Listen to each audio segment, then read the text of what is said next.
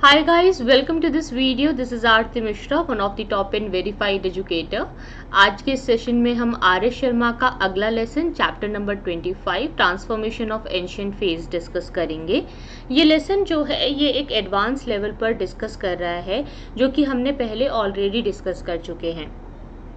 तो हमने last lessons में जो है बात की थी कि किस तरीके से इंडिया में एक अग्रेरियन इकोनॉमी आ रही थी और कैसे लोग जो है वो एक ट्राइबल और पैस्टोरल लाइफ को छोड़ करके एक सेटल्ड लाइफ की तरफ गए और वर्ण सिस्टम का आना। लेकिन अभी जो ये सब हम डिस्कस कर रहे हैं ना, ये मेंस के पर्सपेक्टिव से बहुत इम्पॉर्टेंट है।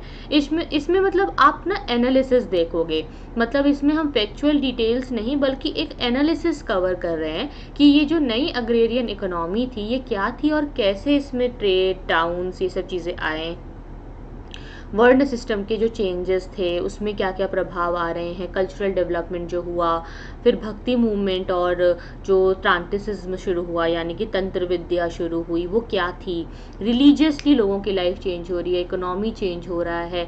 तो वो सारा जो पार्ट है ना वो इस बुक के अंदर इस चैप्टर में डिस्कस्ड है। So this is men's perspective से जो कि इम्पॉर्टेंट हो जाता है हमारे लिए। तो हम लोग कवर कर रहे हैं आर शर्मा की बुक को, जैसा कि आप जानते ही हैं ये क्लास 11th की ओल्ड एनसीईआरटी है, ये ऑक्सफोर्ड पब्लिकेशन में भी आपको मिल जाती है। तो अलग अलग प्रकार से ये किताब जो है आप कहीं पे भी देख सकते हैं। तो चलिए शुरू करते हैं आज के इस इम्पॉर्टेंट सेशन को जिसमें हम अपना ट्रांसफॉर्मेशन ऑफ एंशिएंट फेज देखेंगे। तो गाइस शुरू करने से पहले आपको बताना चाहूँगी जो कि हमारे नए कोर्सेज हैं वो शुरू हो रहे हैं अनअकैडमी पे, न्यू बैचेस आर कमिंग। मेरा खुद का एक 2 ईयर बैच आ रहा है, मेरा 2 साल का कोर्स आ रहा है। ये जो मेरा 2 साल का कोर्स आ रहा है वो 1 सितंबर से यानी कि 1 सितंबर से शुरू हो रहा है, 1 तारीख से शुरू हो रहा है। 2 साल का कोर्स है, ज़रूर ज्वाइन कीजिए, एक्सट्रीमली इम्पॉर्टेंट। और ये जो है इसके अलावा कई सारे बैचेस है जो 31 अगस्त से 2020 से शुरू हो जाएंगे। सो ये जो है मिशन यूपीएससी सीएससी 2021 के लिए है, बाइलिंगुअल बैच है, इसमें हिंदी है, इसमें इंग्लिश और इसमें जो है जीएस बैच कोर्सेज के अलग अलग प्रकार के कोर्सेज हैं। 2 ईयर का बैच है। तो सारे बैचेज है, मतलब ये जो स्पेशली ये वाला बैच है ना जो कि 1 सितंबर से शुरू हो रहा है, इसमें मैं खुद हूँ। तो इसमें मैं आपको कवरेज दूंगी पूरा और डेडिकेटेड आपको डाउट क्लियरिंग सेशंस वगैरह सब मिलेंगे। पूरा कोर्स आपको हम कवर करवाएंगे, पीडीएफ्स, नोट्स, टेस्ट सीरीज सब कुछ इंक्लूडेड है। आपको करना क्या है, आपको जस्ट एक चीज़ याद रखनी है, वो है मेरा कोड टॉप 10। अगर ये कोड आप यूज़ कर लेते हो तो आपको अनलिमिटेड एक्सेस मिलता है, प्लस आपको गाइडेंस सारे एजुकेटर्स की मिल रही है, सबकी हेल्प मिलेगी, सबका पीडीएफ मिलेगा, नोट्स मिलेगा और अनलिमिटेड एक्सेस। किसी भी क्लास में आप जा सकते हो, आपको प्रीलिम्स, मेंस, इंटरव्यू सबकी प्रिपरेशन मिल रही है एक सिंगल सब्सक्रिप्शन से, और इससे बढ़िया कुछ नहीं हो सकता। That's great. तो चलिए शुरू करते हैं चैप्टर नंबर 25 को, ट्रांसफॉर्मेशन ऑफ एंशिएंट इंडिया। तो सबसे पहले समझिए एक सोशल क्राइसिस को और अग्रेरियन चेंजेस को। हम जानते हैं कि जो सेंट्रल फैक्टर होता है ट्रांसफॉर्मेशन का वो क्या होता है, वो होता है लैंड ग्रांट्स की प्रैक्टिस। यानी कि आपने देखा है कि जो ज़मीनें हैं, है ना, ज़मीन उसको ग्रांट्स में दिया जा रहा था और जो ज़मीनें हैं उसकी इम्पॉर्टेंस बहुत बढ़ गई है। ज़मीन खरीदना, ज़मीन लेना, ज़मीन का दान में दे देना बहुत इम्पॉर्टेंस रखता है। इतना इम्पॉर्टेंस कि आज भी कहते हैं कि भाई किसी ने ज़मीन खरीद ली, फलाने ने ज़मीन ले ली, फलाने की वहाँ पे ज़मीन है। ज़मीन बहुत इम्पॉर्टेंट हो गई है, प्रॉपर्टी बहुत इम्पॉर्टेंट हो गई है। और ये जो प्रॉपर्टी का, ये जो लैंड ग्रांट्स की प्रैक्टिस चल रही थी जिसमें ज़मीन को दिया जा रहा था, ये एक बहुत बड़ा ट्रांसफॉर्मेशन का रीज़न है एंशिएंट इंडियन सोसाइटी के अंदर। तो एंशिएंट इंडिया की सोसाइटी मिडिवल इंडिया में कैसे ट्रांसफॉर्म हुई, बेसिकली वो है जो हम आज कवर कर रहे हैं। ठीक है, कि एंशिएंट इंडिया के अंदर जो समाज था, जो सोसाइटी थी, वो कैसे बदल गई। तो आपको पता ही कि वर्ण सोसाइटी कैसी थी, जहाँ पे 4 वर्ण थे। इसके बारे में हमें ज़्यादा बात करने की ज़रूरत नहीं है, we have discussed all these things and already ये सब चीज़ें क्लियर हैं। तो आपको पता ही है कि वर्ण सोसाइटी में क्या होता था कि वो लोग अपने काम के बेसिस पे डिवाइडेड थे। पीजेंट्स का काम था कि भाई वो जो है खेती बाड़ी करेंगे, ज़्यादातर इसमें वैश्यास या शूद्रास आ जाते थे। और लेबरर्स जो थे बेसिकली जो कि सेवा दे रहे थे, लेबर का काम कर रहे थे, वो शूद्रास थे। टैक्स कलेक्शन की अगर हम बात करें तो वैश्या से टैक्स कलेक्शन लिया जाता था, और राजा जो टैक्स लेते थे अलग अलग लोगों से, वो वैश्या से जैसे टैक्स वगैरह कलेक्ट कर लिया तो उससे फिर सैलरीज जो हैं ऑफिशियल्स की जो सैलरी वगैरह है वो देते थे। अब जो पुराण लिखे गए हैं उन सभी टेक्स्ट में ये बताया गया है कि कौन से सिचुएशन में कौन से वर्ण को किस तरीके के काम करने हैं, कब उसको क्या काम करना है, कब उसको क्या काम नहीं करना है, हर एक चीज उसमें लिखी हुई है। कई सारे ऐसे मेजर्स थे जिसकी वजह से जो एक क्राइसिस है उसको ओवरकम करने की बात आ रही है। ये क्या क्राइसिस है? ये एक सोशल क्राइसिस है, सामाजिक रूप से जो दिक्कतें लोगों को फेस हो रही हैं। तो आप देखिए तो इस टाइम में एक लॉ बुक थी जिसका नाम था मनु। ठीक है, मनु एक लॉ बुक है जिसमें सारा रूल है, ऑर्डर है। ये एडवाइस करती है कि जो वैश्य और शूद्र हैं उनको उनकी ड्यूटीज से डिविएट नहीं करना चाहिए, उनको जो उनका काम है वो करने देना चाहिए, उनको वही काम करना चाहिए जो कहते हैं ना जिसका काम उसी को साझे। तो ये है कि वैश्यास और शूद्रास को उनके पास से, उनकी ड्यूटी से हटाना नहीं है। वैश्यास का काम है जो ट्रेड एंड कॉमर्स की एक्टिविटीज करना, वो उनको करना है, और शूद्रास का जो काम सेवा देना है वो उनको करना चाहिए। दूसरा जो लैंड ग्रांट्स हैं वो प्रीस्ट को और ऑफिशियल्स को जो दिए जा रहे थे वो ऐसे ही नहीं दिए जा रहे। ध्यान दीजिए, पंडितों को या ऑफिसर्स को जब कोई ज़मीन दी जाती थी तो वो उसको सैलरी की जगह पर, एक प्रकार से सैलरी की जगह पर दी जा रही है। सैलरी जो है ना हर महीने देनी पड़ेगी राजा को, तो वो उसकी जगह पे, सैलरी की जगह पे उनको ज़मीन दे देते थे कि भाई ये लो तुम्हारी सैलरी की जगह हम तुम्हें ये ज़मीन दे देते, तुम इसका ध्यान रखो या इसको जो है टैक्स कलेक्शन करो, इसका लॉ एंड ऑर्डर मेंटेन करो, यहीं से तुम्हारी सैलरी निकल जाएगी। हर महीने राजा को सैलरी देने की टेंशन नहीं रहेगी, या जैसे कोई रिम्यूनरेशन है, कोई काम है, किसी चीज़ के उपलक्ष्य में उसको ज़मीन देनी है तो दे देते थे।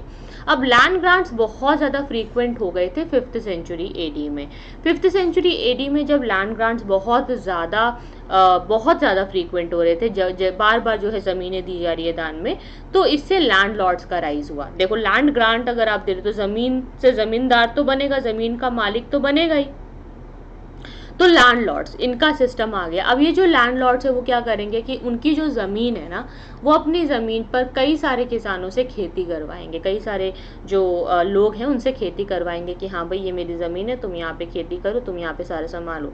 तो अकॉर्डिंग टू दिस जो ब्राह्मण्स थे उनको विलेजेस ग्रांट में मिलते थे, और उनको जो है जो विलेज ग्रांट में मिलेगा वो टैक्स फ्री होगा, उस पर राजा कोई टैक्स कलेक्ट नहीं करेगा। तो ब्राह्मणों को बहुत ज़्यादा लाभ होता था इससे, क्योंकि ब्राह्मणों का माना जाता था कि जो उनको पैसा वैसा उनके पास जो भी आ रहा है या जो भी वो कर रहे हैं उससे वो रिलीजियस अफेयर्स को मेंटेन करते हैं। तो रिलीजियसली हर चीज़ का मेंटेनेंस होना भी ज़रूरी है।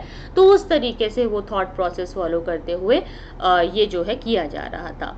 जितने भी टैक्सेस थे जो कलेक्ट किए जाते थे बाय किंग, वो गांव से कलेक्ट किए जाते थे, और सारा कलेक्ट करके ऐसे गांव से वो ब्राह्मणों को ही ट्रांसफ़र कर दिया जाता था। क्योंकि अगर ब्राह्मणों को दिया हुआ है लैंड ग्रांट, या ब्राह्मणों को वहाँ पे एक एसोसिएट हेड बनाया हुआ है, तो दैट ब्राह्मण विल गेट दी टैक्सेस। अब ब्राह्मणों को मेंटेनेंस का देखना होगा कि वो कैसे रिलीजियस अफेयर्स को मेंटेनेंस करेंगे। तो जिसको भी ये बेनिफिट मिलेंगे उनके पास ये राइट होगा कि अगर उनको टैक्स मिल रहा है, अगर उनके पास पैसा आ रहा है, तो वो वहाँ पे रहने वाले लोगों की मदद करेंगे और उस जगह का वेल बीइंग जो है, उसका लॉ एंड ऑर्डर जो है, उसका मेंटेनेंस करेंगे, उसका पूरा गवर्नेंस संभालेंगे, ताकि वहाँ के जो लोग हैं जो उस जगह पर, उस गांव में या उस पर्टिकुलर भूभाग में रह रहे हैं, उस भूभाग के लोगों को कोई दिक्कत ना आए।